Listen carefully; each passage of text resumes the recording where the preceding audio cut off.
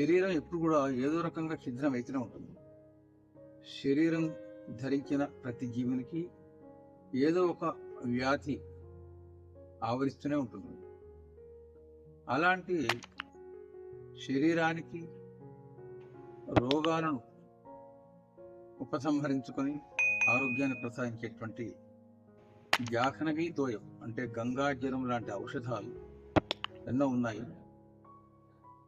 ఆ ఔషధాలను మనకు అందించి మన ప్రాణాపాయ పరిస్థితులు కూడా వారి యొక్క ప్రతిభ నైపుణ్యంతో, వారి యొక్క విజ్ఞానంతో శస్త్రచికిత్సలు చేస్తూ కూడా ఎంతోమంది వైద్యులు మళ్ళీ ప్రాణాలను అందిస్తున్నారు జీవులకు.